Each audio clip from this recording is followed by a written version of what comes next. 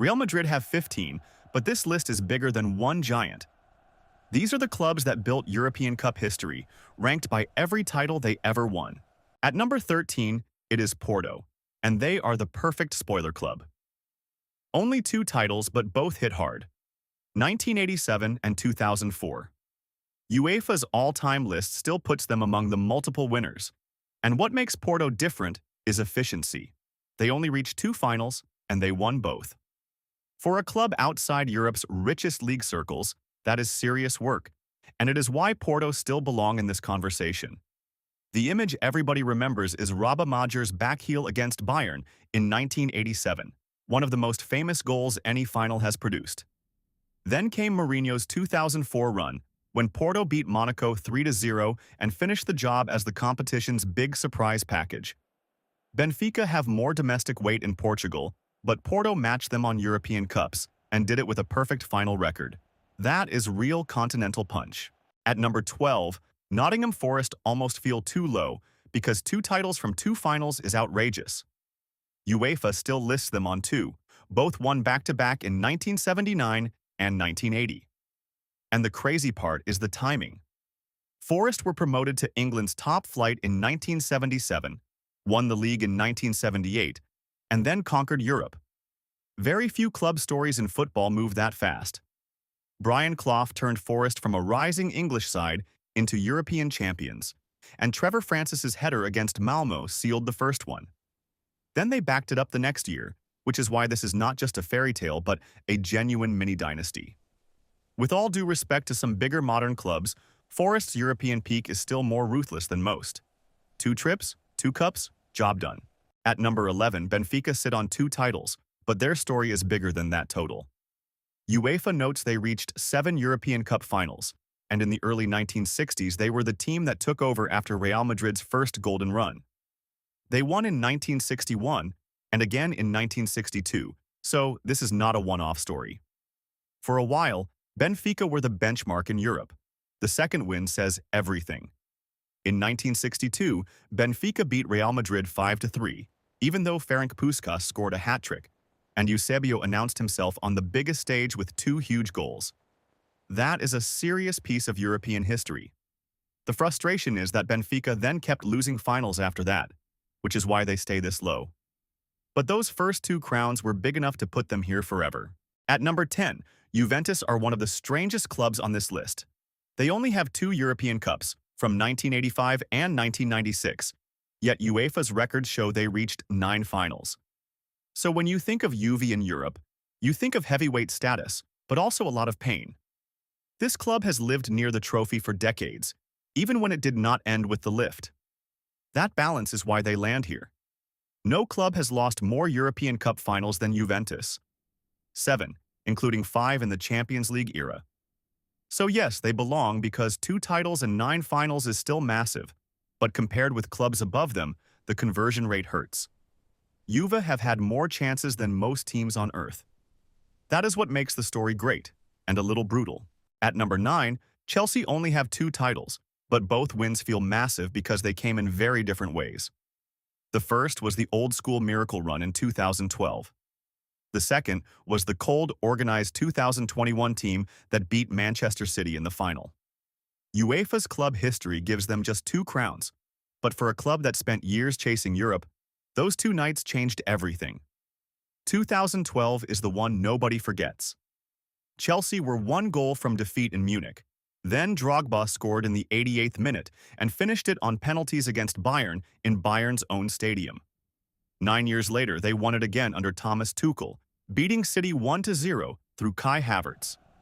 Compared with some clubs tied on 2, Chelsea's titles came in the full Champions League era under the brightest lights. That gives them extra weight. At number 8, Manchester United bring 3 titles and some of the competition's purest history. They won in 1968, 1999, and 2008, and UEFA still highlights that 1968 side as the first English winners of the European Cup. So this is not just about Sir Alex Ferguson.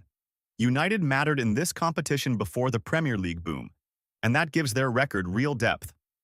But the signature United night is still Barcelona in 1999. They were losing to Bayern in stoppage time, Then Sheringham scored in the 91st minute, and Solskjaer won it 2 minutes later to complete the treble. That finish is probably the most famous comeback any final has ever produced. Compared with Inter on the same total, United have more pure final drama. 3 titles, and one of the sport's great endings. At number 7, Inter come in with 3 titles, and their story splits neatly into 2 great ages.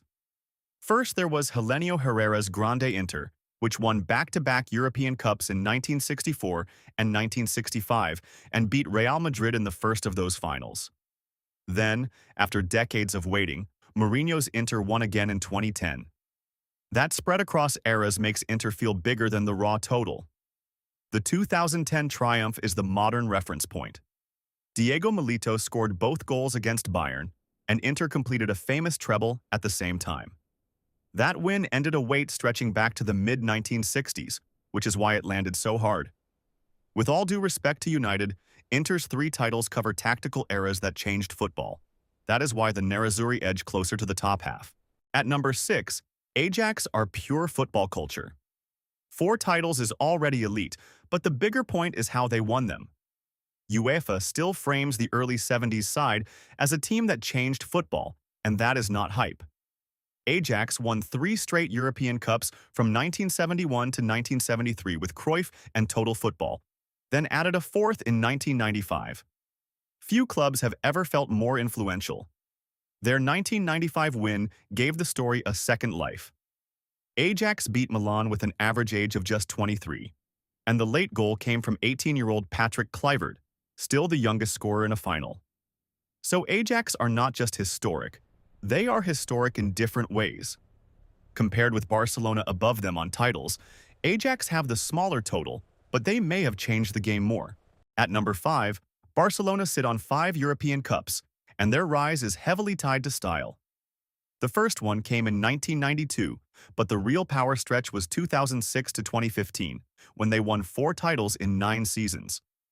Under Ricard, then Guardiola, then Luis Enrique, Barca made possession. Football feel like domination.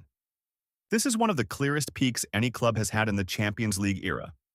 The cleanest snapshot is Rome in 2009. Guardiola's first Barca side beat Manchester United 2-0, completed a treble, and started a period where Barcelona won again in 2011 and 2015. That is serious repeat power. Bayern and Liverpool have more all-time grit, but Barcelona's peak level was ridiculous when it clicked. 5 titles, endless iconic teams, and one of the competition's strongest identities. At number 4, Bayern are level with Liverpool on 6 trophies, but impossible to ignore for consistency.